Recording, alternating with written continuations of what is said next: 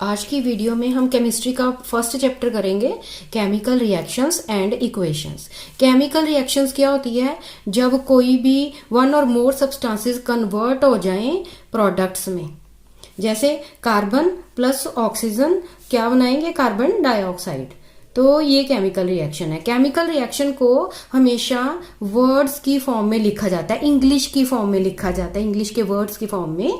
तो जो एरो के लेफ्ट साइड पे एलिमेंट्स लिखे होते हैं इनको रिएक्टेंट कहते हैं, और जो एरो के राइट हैंड साइड पे लिखे होते हैं इनको प्रोडक्ट कहते हैं।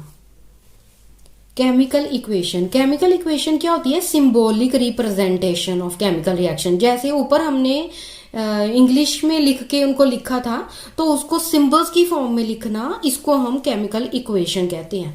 जैसे कार्बन का साइन C और ऑक्सीजन का साइन O, तो ये क्या बना दिया इन्होंने? Carbon dioxide. ये उसकी सिंबॉलिक रिप्रेजेंटेशन है, सिंबल से। और एग्जांपल है जैसे जिंक है प्लस सल्फ्यूरिक एसिड है, तो ये क्या बनाते हैं? Zinc sulphate plus hydrogen.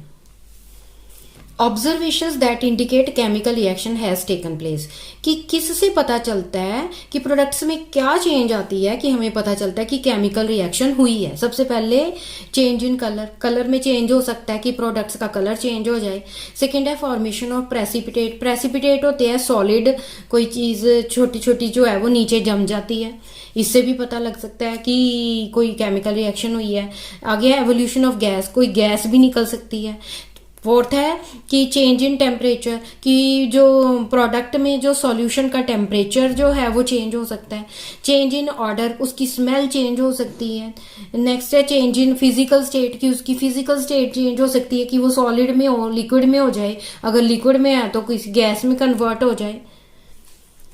Conditions इन केमिकल इक्वेशन, कुछ केमिकल जो रिएक्शंस है वो नॉर्मल टेम्परेचर पे, नॉर्मल कंडीशंस में ही हो जाती है, तो उनमें कंडीशंस लिखने की जरूरत नहीं होती। लेकिन कुछ रिएक्शंस में स्पेसिफिक कंडीशंस के अंडर रिएक्शन होती है। तो क्या कौन कौन सी कंडीशंस है? हीट, कि कितनी हीट चाहिए। सनलाइट, कुछ रिएक्शन सनलाइट की प्रेजेंस में होती है, कुछ स्पेसिफिक प्रेशर के अंडर होती हैं, और कुछ कैटालिस्ट की प्रेजेंस में होती है। सबसे पहले chemical equation that takes place in presence of heat. जैसे कैल्शियम कार्बोनेट है, जब आप इसको हीट करते हो तो ये calcium oxide plus carbon dioxide में चेंज हो जाता है, तो ये हीट का साइन है। इसको आप हीट लिख भी सकते हो और ट्राइंगल भी बना सकते हो। नेक्स्ट है chemical equation in presence of sunlight. कुछ रिएक्शन सनलाइट की प्रेजेंस में होती है, जैसे silver bromide in the presence of sunlight changes to silver plus bromine, तो ये सनलाइट की प्रेजेंस में ही रिएक्शन होती है। नेक्स्ट है chemical equation in presence of pressure. कुछ रिएक्शंस स्पेसिफिक प्रेशर के अंडर ही वो चलती हैं, तो इसमें एग्जांपल है nitrogen plus hydrogen at the atmospheric pressure 200 to 300 degree atmosphere, it changes to ammonia. Next है chemical equation in presence of catalyst. कुछ रिएक्शंस ऐसे भी हैं जो कैटलिस्ट के प्रेजेंस में होती है। कैटलिस्ट क्या होता है? वो सब्सटेंस जो रिएक्शन को तेज कर दे या स्लो डाउन कर दे। जो कैटलिस्ट रिएक्शन की स्पीड को बढ़ाती हैं उनको पॉजिटिव कैटलिस्ट कहते हैं, और जो रिएक्शन के रेट को कम कर देते हैं उनको नेगेटिव कैटलिस्ट कहते हैं। इसके एग्जांपल है कि hydrogen peroxide H2O2 in the presence of manganese oxide it gives us water plus oxygen. Next है law of conservation of mass. Law of conservation of mass क्या कहता है कि जो मास है एलिमेंट्स का रिएक्टेंट में और प्रोडक्ट में सेम होना चाहिए, हर एक एलिमेंट का। और हम और भी इसको ऐसे भी ले सकते हैं कि जैसे मास ऑफ एलिमेंट है ये किसके बराबर होता है? नंबर ऑफ एटम्स के बराबर।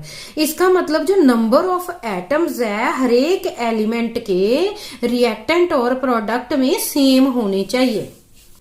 नेक्स्ट है बैलेंस्ड केमिकल इक्वेशन। वो इक्वेशन जिसमें नंबर ऑफ एटम्स हर एक एलिमेंट के प्रोडक्ट में और रिएक्टेंट में सेम हो, उसको कहते हैं बैलेंस्ड केमिकल इक्वेशन। जैसे ये रिएक्शंस ऑलरेडी बैलेंस्ड है, तो आपको कैसे पता चलेगा कि ये रिएक्शन बैलेंस्ड है? तो कैसे देखोगे आप? हर एक एलिमेंट को अलग अलग देखोगे। अब ये जिंक है, ठीक है, तो जिंक के आगे कुछ भी नहीं लिखा हुआ। जिसके आगे कुछ नहीं लिखा होता उसका मतलब कि इसमें कितने एटम है? 1 एटम है। ठीक है।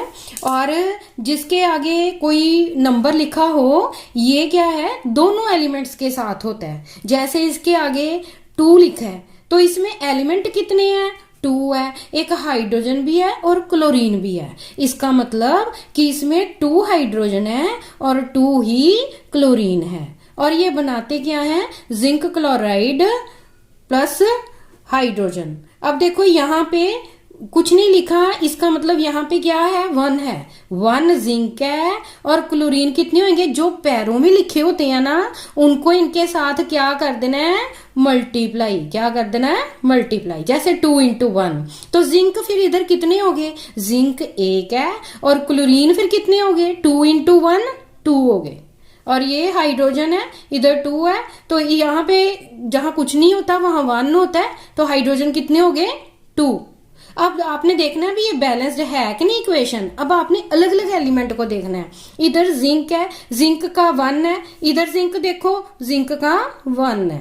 सेकंड आप एलिमेंट देखो हाइड्रोजन, हाइड्रोजन में इधर 2 है, तो इधर भी हाइड्रोजन के नीचे क्या लिखा हुआ है, 2, तो ये 2 है, ये बराबर है। इसी तरह क्लोरीन में इधर देखो, क्लोरीन में इधर कितना लिखा है, 2 है, तो इधर क्लोरीन में कितने हैं, पैरों में 2 लिखा है। अगर इसको इसके साथ मल्टीप्लाई करोगे तो 2 हो जाएगा, इसका मतलब क्लोरीन भी 2 है। तो ये एक बैलेंस्ड इक्वेशन है। नेक्स्ट और एग्जाम्पल देखो, hydrogen plus oxygen gives us water. अब इसमें देखो ये हाइड्रोजन है, ये हाइड्रोजन के आगे इधर 2 लिखा है और पैर में हाइड्रोजन का फॉर्मूला H2 होता है, तो आप इसको मल्टीप्लाई करोगे तो कितना बन जाएगा, 4। ठीक है, इधर देखोगे तो हाइड्रोजन इधर भी 2, तो ये 2 इंटू 2 4। ठीक है, ऑक्सीजन को कैसे, इधर O2 और इधर ऑक्सीजन के पैर में कुछ भी नहीं है और इधर 2 लिखा हुआ है। ये जो अक्षर होता है जो फ्रंट में लिखते हैं ये दोनों एलिमेंट्स के साथ होता है, तो ये इधर भी फिर कितने हो गए, ऑक्सीजन 2। अब दोनों को चेक करो, देखो हाइड्रोजन में कितने हो गए, 4, 2 2 का 4, इधर करो 2 2 का 4। ऑक्सीजन में कितने हो गए, 2, और इधर ऑक्सीजन कितने हो गए, 2। हाउ टू बैलेंस रिएक्शन, कि बैलेंस कैसे करनी है रिएक्शन। हमेशा रिएक्शन को बैलेंस्ड लिखते हैं। कई रिएक्शंस ऑलरेडी बैलेंस्ड होती हैं, उनको बैलेंस करने की जरूरत नहीं होती। जैसे फर्स्ट केस में देखो ये कैल्शियम है, इधर भी देखो कैल्शियम है, तो 1 1 ही है। आगे ये कार्बन है, इधर भी कार्बन 1 ही है। ठीक है, इधर ऑक्सीजन 3 है, तो इधर ऑक्सीजन 2 ये वाले हो गए और एक ये हो गया, तो 3 बन गए। तो इसका मतलब ये रिएक्शन को आपने बैलेंस नहीं करना। नेक्स्ट रिएक्शन देखो, इधर जिंक 1 है, इधर जिंक 1 है।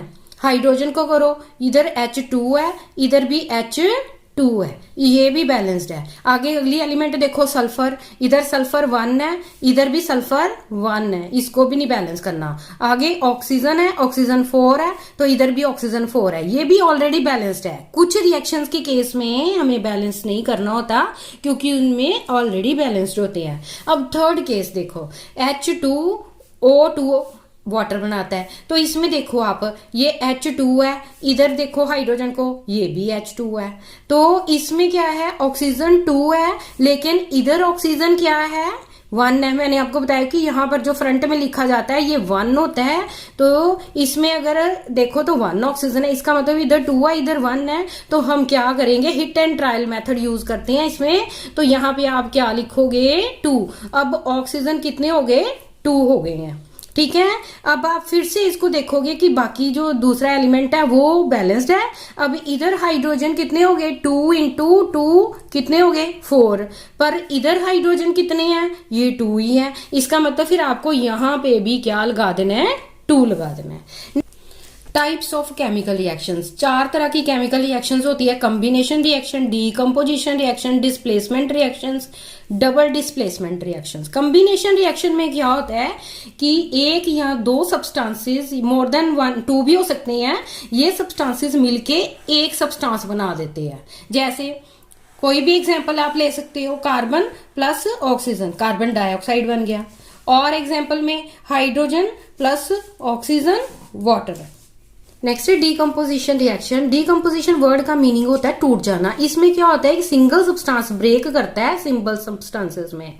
जैसे ए बी कोई भी आप सब्सटेंस लेते हो, वो 2 में ब्रेक हो गया यहाँ पे, एग्जाम्पल में इसके कैल्शियम कार्बोनेट ब्रेक किया, calcium oxide plus carbon dioxide in the presence of heat. आगे है iron sulphate in the presence of heat it decompose into ferric oxide plus sulphur dioxide plus sulphur trioxide.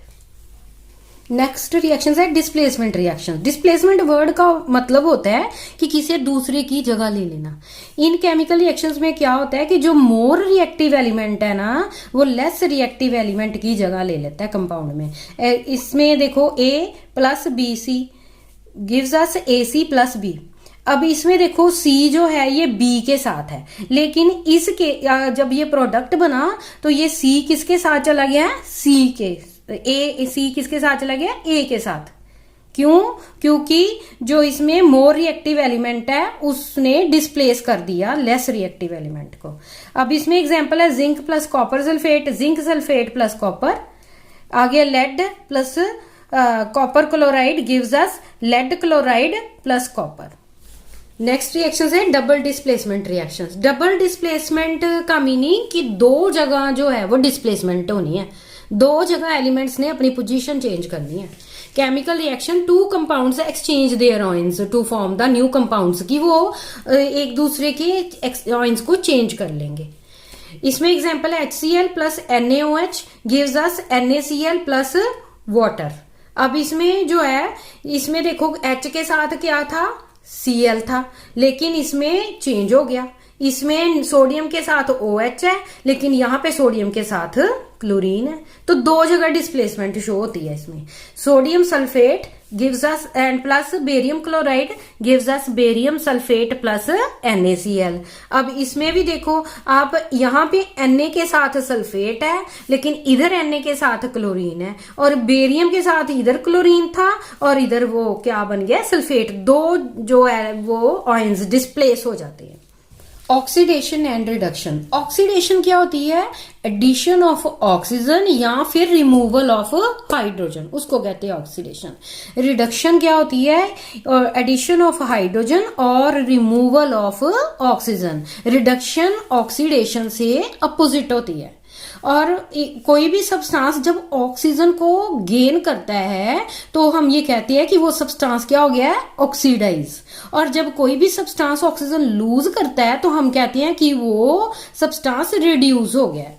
Redox reactions क्या होती हैं? वो reactions जिसमें एक reactant तो oxidise हो जाए लेकिन दूसरा जो है वो रिड्यूस हो जाए।